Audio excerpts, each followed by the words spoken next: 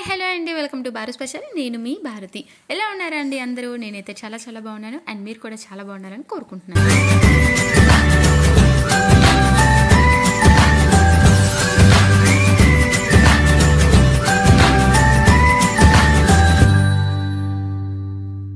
And ఈరోజు నేను మీకు ఒక ఇన్స్టెంట్ బ్రేక్ఫాస్ట్ చూపిస్తున్నానండి. అండ్ అది కూడా ఎటువంటి పిండులు, పప్పులు, ఎటువంటి రైస్ కూడా లేకుండా ఈజీగా చేసేసుకోవచ్చండి. అండ్ ఈ రెసిపీ చూసే ముందు మన ఛానల్ కనుక ఎవరైనా ఫస్ట్ టైం చూస్తామంటే ప్లీజ్ సబ్స్క్రైబ్ చేయండి. అలానే పక్కనున్న బెల్ ఐకాన్ కూడా హిట్ చేయండి.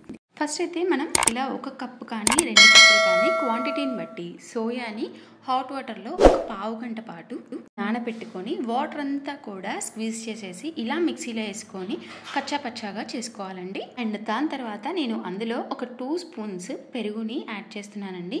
అండ్ నేను 2 కప్స్ సోయాని తీసుకున్నాను కాబట్టి 2 కప్స్ పెరుగు అండ్ అలానే 2 స్పూన్స్ సూజీని కూడా యాడ్ చేసుకుంటున్నాను. అండ్ వాటిలోనే కొంచెం అంటే చాలా లైట్గా వాటర్ యాడ్ చేసుకొని ఇలా మెత్తటి పేస్ట్ లాగా చేసేసుకోవాలండి. ఇలా బ్యాటర్లా ప్రిపేర్ చేసుకున్న తర్వాత మనం దీన్ని ఒక బౌల్లోకి తీసేసుకొని ఇప్పుడు ఇందులోనే కొంచెం సాల్ట్ అలానే ఇందులో మీ చాయిస్ని బట్టి వెజిటేబుల్స్ని కూడా యాడ్ చేసుకోవచ్చండి. అండ్ నేనైతే ఇందులోకి గ్రేట్ చేసిన ఒక క్యారెట్ని అలానే 2 మీడియం సైజ్ ఉన్న ఆనియన్స్ని కూడా యాడ్ చేసేసుకొని బాగా మిక్స్ చేసుకొని పెట్టుకున్నానండి. అండ్ ఇలా మిక్స్ చేసుకున్న తర్వాత పిల్లలైతే పచ్చిమిర్చి వేస్తే తినరు కాబట్టి నేను వాళ్ళ కోసం అయితే ఎప్పుడు ఇలా బ్యాటర్స్ని కొంచెం సపరేట్గా తీసేస్తానండి.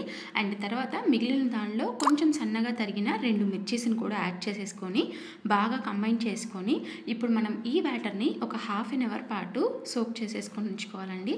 ఎందుకంటే మనకి సూజీ అండ్ అలానే పెరుగు అంతా మనకి బాగా అబ్జర్వ్ అయిపోవాలండి. అండ్ అలానే బ్యాటర్ కూడా ఇలా టైట్గా ఫామ్ అవ్వాలన్నమాట.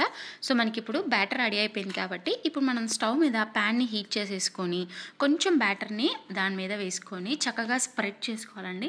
అండ్ ఇది బాగా పలుచగా కాకుండా కొంచెం అంటే కొంచెం మందంగా మనం బాగా స్ప్రెడ్ చేసేసుకోవాలండి. అండ్ ఇలా స్ప్రెడ్ చేసుకున్న తర్వాత పైన కొంచెం ఆయిల్ని అప్లై చేసేసుకొని పైన ఇలా ఒక మూతతో కవర్ చేసుకోవాలండి.